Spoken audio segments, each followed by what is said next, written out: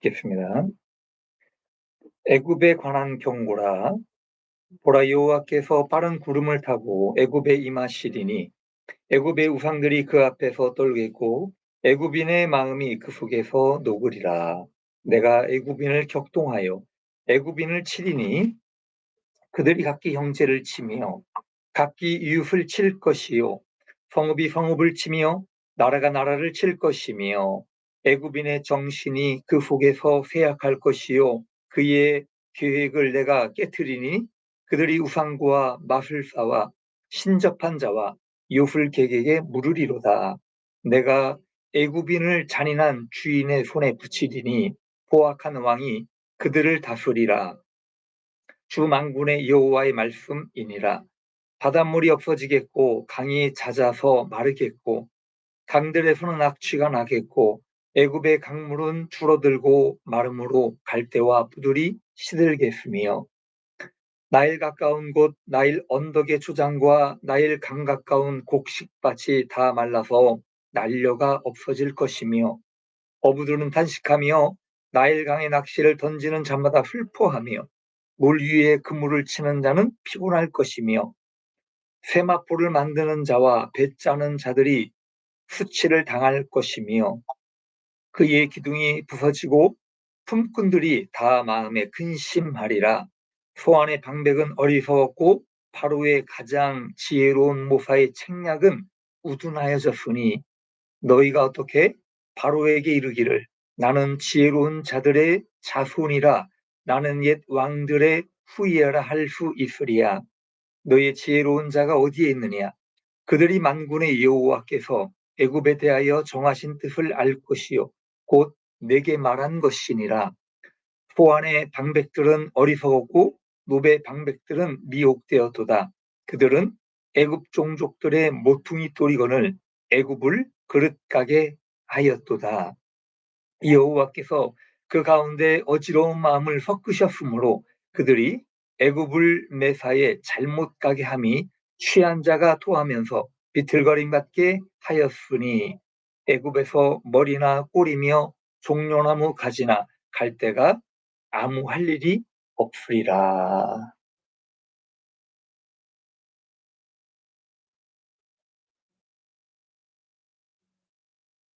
아멘. 어, 반갑습니다. 할렐루야. 네, 오늘도 주님의 은혜가 여러분과 함께 하기를 바랍니다. 오늘 벌써 이사야 강의 50번째를 우리가 하고 있습니다. 벌써 꽤 됐네요. 아직도 갈 길이 멀리 남아 있습니다.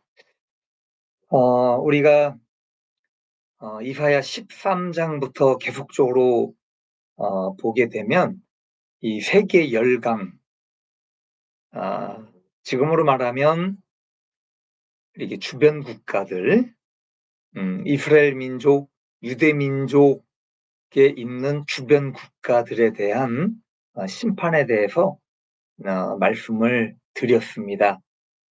그래서 여기 19장은 유다가 위기를 받을 때마다, 위기가 올 때마다 의지해 왔던 애굽, 그 애굽에 관한 이야기를 지금 담고 있습니다. 역사적으로 보면 이 유다가 애굽을 의지를 했던 것 같아요. 그래서 저는 이 가끔 이사야 선지자를 생각할 때에 이 사람이 과연 어디까지 본 것일까? 어디까지 하나님께서 말씀을 하셨는가 이사야에게 그런 것들을 생각해 보게 됩니다. 그래서 그 당시 이 남유다 주변에 있는 세계 열강들에 대해서 전부 예언을 하게 됩니다. 자, 그래서 오늘도 여기 애굽이라고 하는 나라가 심판을 당하게 되는 이유와 또 여러 가지 지금 말씀을 지금 하고 있습니다. 자, 한 가지 심판을 당하게 된 그 한 가지 이유 중에 하나는 종교적으로 그리고 도덕적으로 타락을 했기 때문이에요. 이것은 어느 나라나 멸망을 당하는 어느 나라나 전부 마찬가지입니다. 도덕적으로, 종교적으로 이미 하나님 보시기에 많이 타락이 되어 있었습니다. 그러나 가장 큰 이유 중에 하나는 결국 유다민족 때문이라고 저는 생각을 합니다. 하나님께서 이 유다민족이 하나님보다 더 의지하고 하나님보다 더 다른 곳에 눈을 두는 것으로 인해서 하나님께서 결국 그 의지하는 대상을 치시는 거예요. 그래서 하나님의 선민, 하나님의 사람들은 결국 이 세상의 어떤 것도 어떤 대상도 의지하지 말라는 겁니다. 그래서 오직 살아계신 하나님 한 분만을 의지하게 하려는데 목적이 있다라고 말씀을 드리고 싶습니다. 자, 오늘은 말씀 제목이 애굽을 통해 보는 종말의 징조라고 제가 정해봤습니다.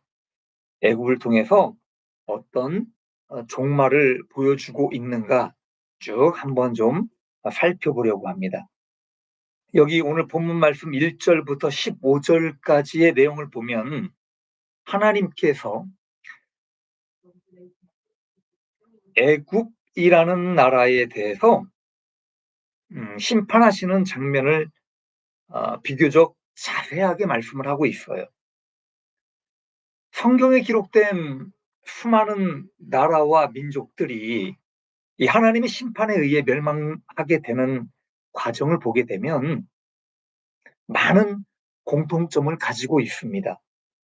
여러분들 말씀을 지금까지 이사야 말씀을 들었기 때문에 아마 이해가 가실 거예요. 오늘 말씀도 마찬가지예요. 오늘 이사야 19장의 말씀의 주석이 바로 마태복음에 들어 있습니다. 그래서 이 공통점들을 마태복음과 함께 찾아보면서 본문의 강해를 좀 살펴보려고 합니다. 오늘 여기 1절의 말씀을 보면 애굽에 대한 경고의 말씀을 하고 있습니다.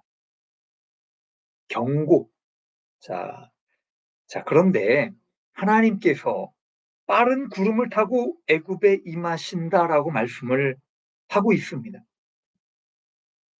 빠른 구름을 타고 오신대요.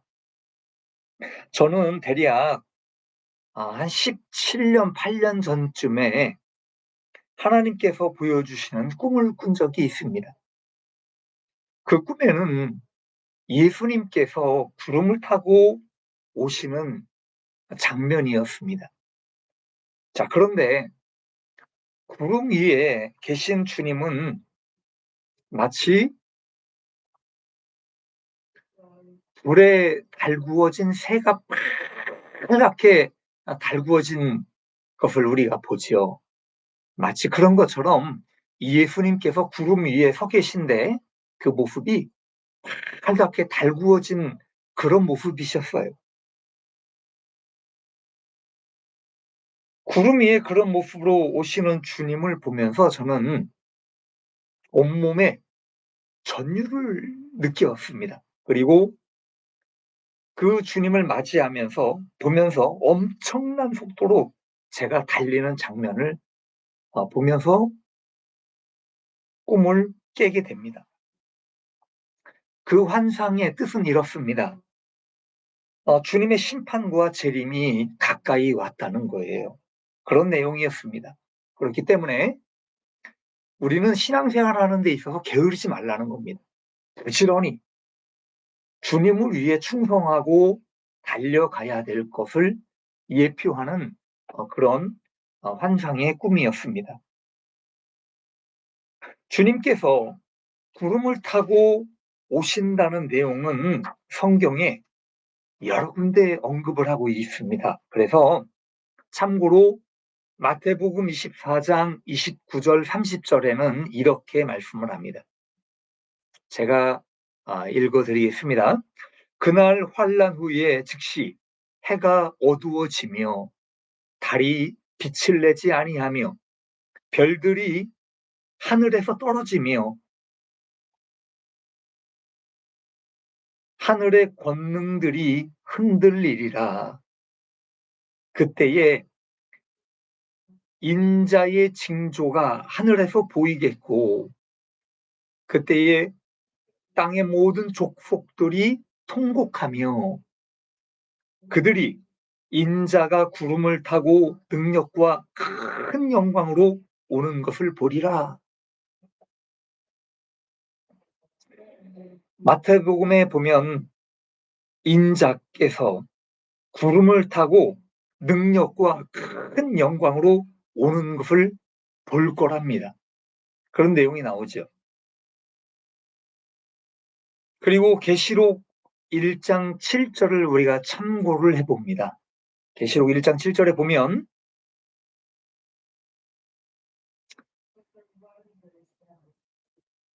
볼지어다 그가 구름을 타고 오시리라. 각 사람의 눈이 그를 보겠고 그 찌른 자들도 볼 것이요. 땅에 있는 모든 족속이 그로 말미암아 애곡하리니.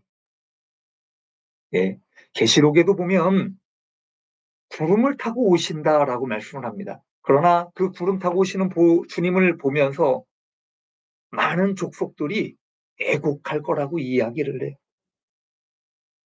그래서 여러분 오늘 이 본문에 구름 타고 임하신다는 말씀은요. 믿는 자들에게는 좋은 일이 될 것입니다. 그러나 믿지 않는 자들에게는 심판을 받게 된다는 의미로 말씀을 하고 있다는 거예요. 자, 계속 말씀을 봅니다. 여호와 하나님의 심판이 임하게 되니 여기 지금 애굽인들의 마음이 녹는다라고 말씀을 하고 있죠. 1절 마지막에 보면 마음이 녹는다 이렇게 말씀을 합니다. 여러분 마음이 녹는다라는 표현은 어떤 표현입니까? 아주 절망적인 그런 상황일 때 쓰는 표현이 맞을 것 같아요. 마음이 초조하고 불안하고 어찌할 바를 모를 때 애간장이 녹는 겁니다. 그래서 애굽 사람들은 나라가 멸망하는 그 순간을 보면서 그 마음이 그렇게 힘들었다라는 것을 지금 말씀을 해주고 있는 겁니다. 자, 2절에 봅니다. 2절에 보면 애굽인은 격동하여 그들이 각기 형제를 치며 각기 이웃을 칠 것이요 성읍이 성읍을 치며 나라가 나라를 치며 그래서 순차적으로 지금 이야기를 하고 있지요. 자, 3절에 보면 이렇게 말씀을 합니다. 애굽 사람들의 정신이 쇠약해진다라고 이야기합니다. 그리고 그 정신이 쇠약해진 것으로 인해 우상과 마술사와 신접한 자와 요술객을 찾게 된다는 겁니다. 자, 이것을 비교해서 마태복음 24장 4절에 이렇게 말씀을 합니다. 자, 참고만 해 주십시오. 미혹을 받지 않도록 주의하라. 미혹을 받지 말래요. 그리고 마태복음 24장 6절에 보면 이렇게 말씀을 합니다. 난리와 난리 소문을 듣게 되고 민족이 민족을 나라가 나라를 대적하여 일어나고 자, 그래서 이사야의 말씀과 이 마태복음의 말씀이 거의 똑같은 말씀을 하고 있어요. 여러분, 정신이 쇠약하기 때문에 어떤 일들을 합니까? 우리가 정신이 쇠약해지면 하나님을 찾는 것이 아니라 우상과 그리고 이단에 빠지거나 아니면 가짜들에 의해서 미혹되게 되어 있습니다.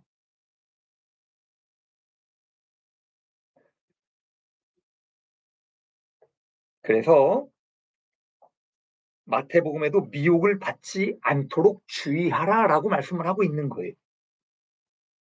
정신이 쇠약해지는 말씀과 똑같은 말씀이지요.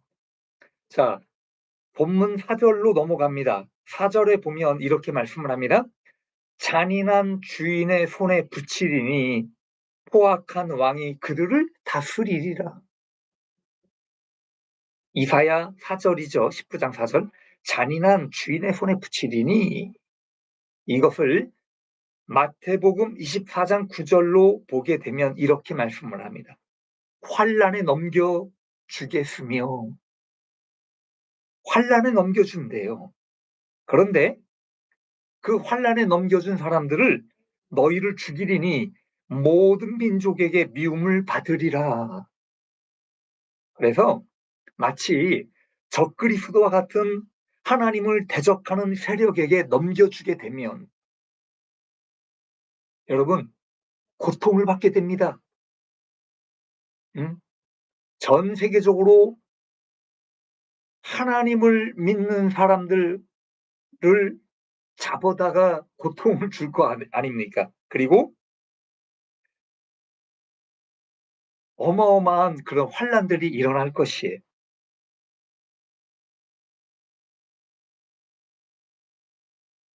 그래서 이사야에서 이야기하는 잔인한 주의 손에 붙인다라는 말씀과 같은 내용이에요. 자, 그리고 본문 5절에 보면 이렇게 말씀을 합니다. 바닷물이 없어지고 강물이 마르겠고, 바닷물이 없어지고 강물이 말라버립니다. 그리고 8절에 보면 어부들은 탄식하며 그물 치는 자는 피곤할 것이다. 자, 마태복음 24장 8절에 이렇게 말씀을 합니다. 재난의 시작이라.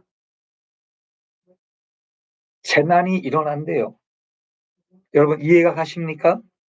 제가 지금 이사야의 말씀과 마태복음의 말씀을 비교하면서 읽고 제가 풀어주고 있지요.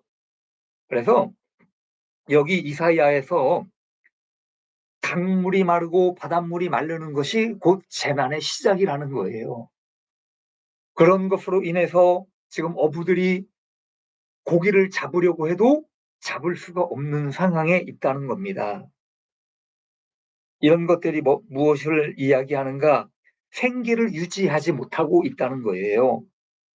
아무리 먹고 살려고 노력을 해도 그 생계를 유지하기가 힘들어진다.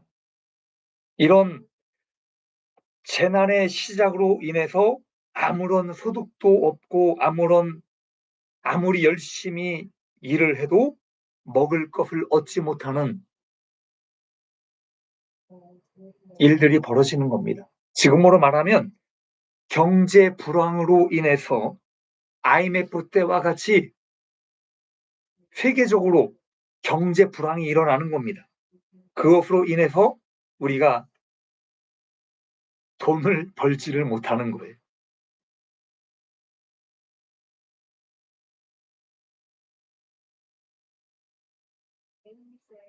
그런 내용들을 지금 이사야 선지자가 지금 애굽을 통해서 지금 예언을 하고 있는 내용이죠.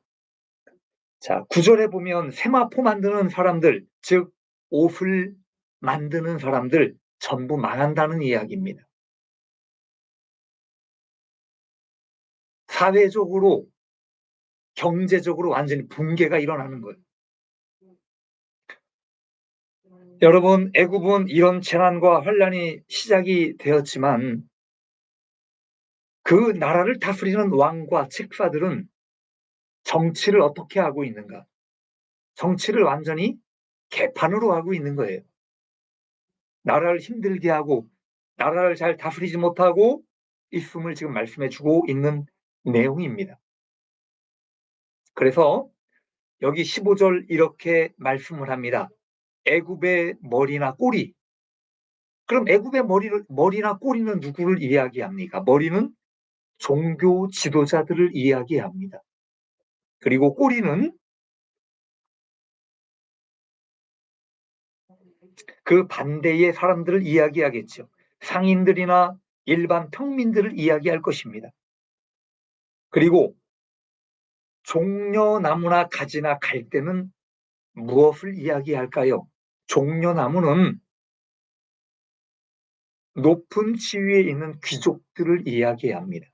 그리고 갈대는 가난한 품삯꾼들을 이야기하는 거예요. 자, 그래서 이 말씀은 결국 높은 사람이나 가난한 자나 할 것 없이 다 망하게 될 것이다 라는 의미로 말씀을 하고 있다는 겁니다. 자, 오늘은 애굽의 멸망, 이 멸망 때에 나타나는 현상과 그리고 마태복음에서 이야기하는 종말의 징조를 약간 비교하면서 말씀을 드렸습니다. 우리는 이 말씀을 들으면서 보시면서 무엇을 느끼시고 그리고 무엇을 생각하게 만드십니까? 여러분, 세상의 멸망 그리고 세상의 종말은요, 몇천 년 전에도 똑같이 이야기를 하고 있었다는 겁니다. 그런데 이것이 항상 반복적이고 같은 패턴을 가지고 있다는 것을 우리는 보게 되는 거예요. 우리가 바벨론 이야기했지요. 그리고 소돔과 고모라도 이야기했습니다. 그래서 똑같은 패턴을 가지고 있어요. 자, 그렇다면 우리는 지금 어떤 시점에 살고 있는가를 생각해 보게 됩니다. 정말 우리는 우리나라 한국의 종말, 또는 이 주변 국가들의 종말, 더 나아가서 지구의 종말까지도 예측해 볼 수 있지 않겠는가? 여러분, 영원할 것 같아도 영원하지 않아요. 바벨론도 그 당시에 영원할 것 같은 제국이었지만 영원하지 않았습니다. 마찬가지입니다. 그래서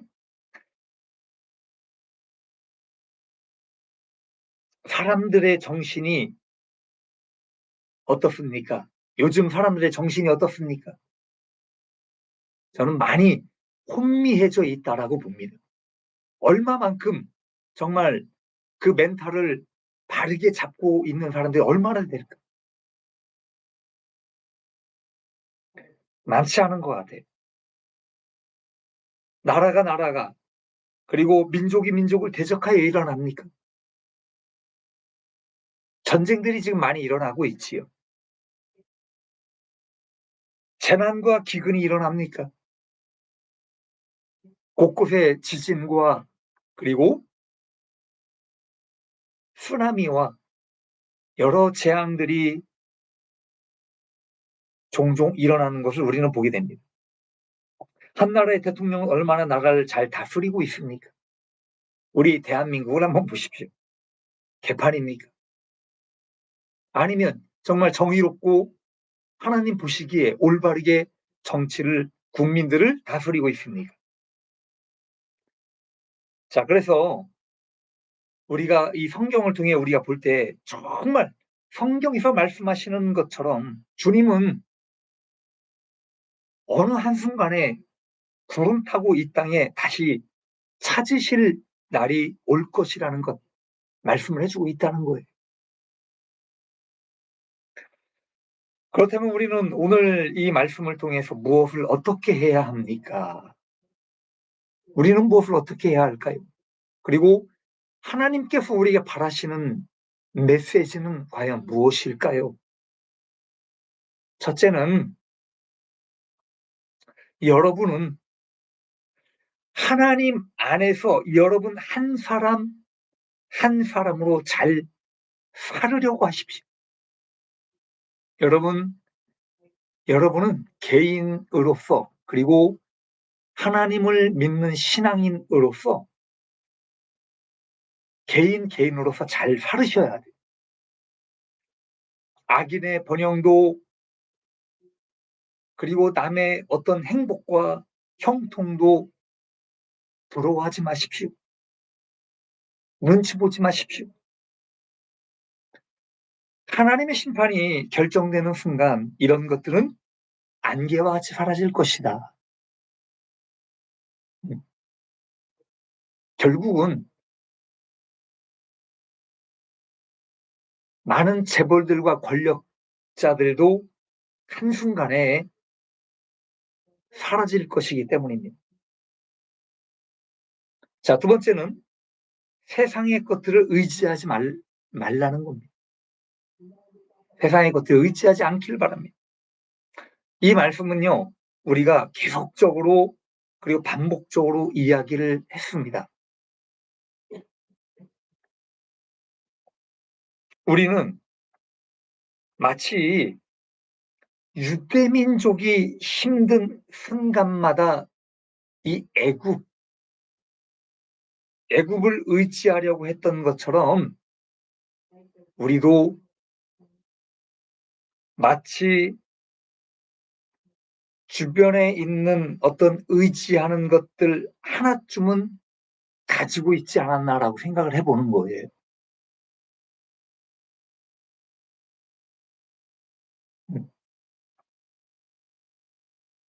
여러분들은 누구를 의지합니까? 누구를 의지하면서 살으셨습니까? 한 가지쯤은 의지하는 존재가 있었을 것 같아요. 그것이 무엇이 됐든 어린아이를 보면 엄마를 의지해요. 엄마. 우리 윤석이는 현재 엄마밖에 의지할 사람이 없어. 그죠? 그런 거예요. 엄마가 아니면 윤석이는 살아갈 수가 없어. 성장할 때까지 사람은 누구나 부모를 의지하게 됩니다. 그리고 늙어서는 반대로 자식을 의지하게 됩니다. 누구나 전부 처음부터 의지하는 삶을 살아가기 시작해서 죽을 때까지 누군가를 의지하며 살아갑니다. 자, 그렇다면 젊어서는 누구를 의지합니까? 돈을 의지하지 않습니까? 어? 힘이 없거나 돈이 없어서 무언가를 의지를 합니다. 그리고 사람은 외로워요. 그 외로움 때문에 또 누군가를 의지를 합니다. 총각은 처녀를 의지를 하고 또 결혼을 하는 거 아닙니까? 그래서 이 유다 민족도 그랬겠구나. 하나님을 믿으면서도 위협을 느낄 때마다 나를 도와줄 힘이 있는 이 애굽을 의지하려고 했었겠구나를 생각해 봅니다. 자, 그러면 우리는 이렇게 항상 사람만을 의지하게 되면 하나님은 언제 의지를 합니까? 매일 우리는 매일매일 사람을 의지하거나 다른 것을 의지하며 살아갔어. 그러면 하나님 언제 의지하며 살아가냐 이겁니다. 우리는 이 부분에 대해서 많이 놓치며 살아왔습니다. 아침에 나가면서 그리고 하루를 여러분 보내시면서 그리고 하루 일과를 마치고 저녁에 들어와서 기도하고 말씀을 묵상을 하십니까? 얼마만큼 주님께 그 하루의 일상을 주님께 고백하며 여러분 살아가십니까?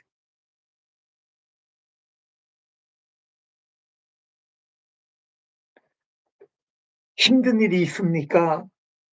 외롭습니까? 많이 있겠지요. 여러분 주님께 하소연하면서 우십시오. 이야기하십시오, 주님께. 저는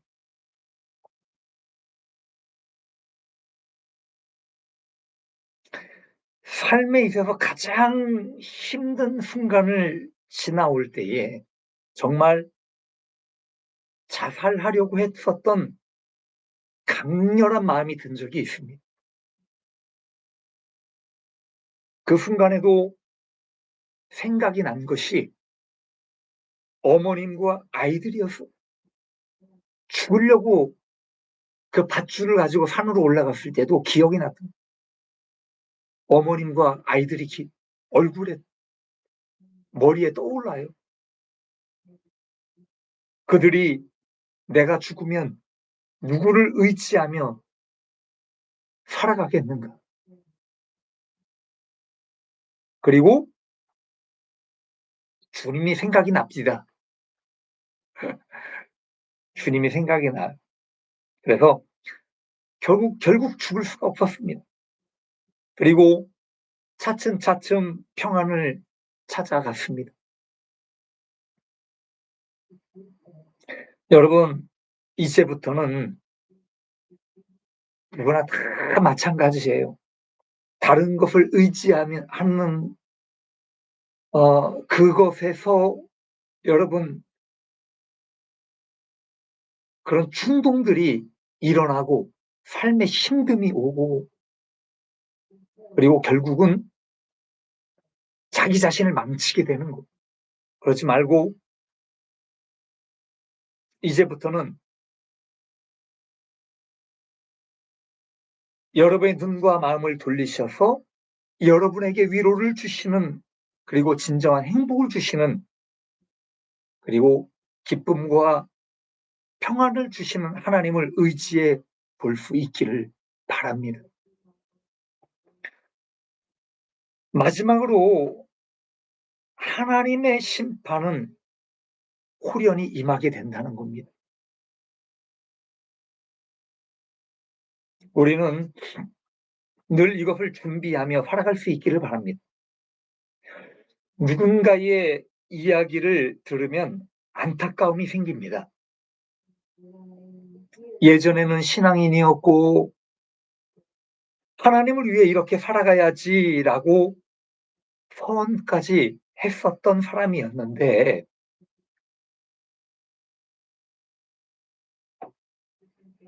지금은 먹고 살아가는 것이 정신이 팔려서 사람을 대하는 것도 그리고 인생을 살아가는 목적도 하나님과 전혀 상관이 없는 삶을 살아가고 있다라고 이야기를 합니다.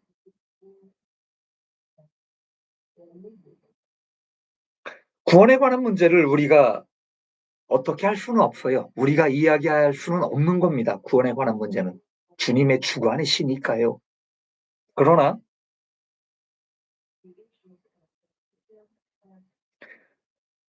갑작스러운 내 종말과 이 세상의 종말에 올 때에 내가 잘 준비되어 있는가? 여러분, 그거 하나입니다.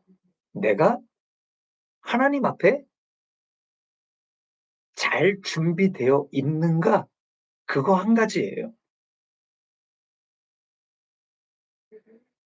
자, 여러분 말씀을 마치려고 합니다. 오늘 여러 가지 말씀들이 있었지만 여기 애굽, 이 애굽을 통해서 종말의 징조와 그리고 그 종말의 종말을 기다리면서 우리는 누구를 의지하며 살아가야 하는가? 그리고 내가 어떻게 살아가야 될 것인가를 생각해 보게 되는 말씀이었습니다. 우리 공동체 식구들은 하나님을 의지하십시오. 그리고 개인의 종말, 어떤 때 종말이 일어나더라도 하나님 앞에 갈 수 있는 준비를 잘 할 수 있는 우리 모두가 될 수 있기를 바랍니다.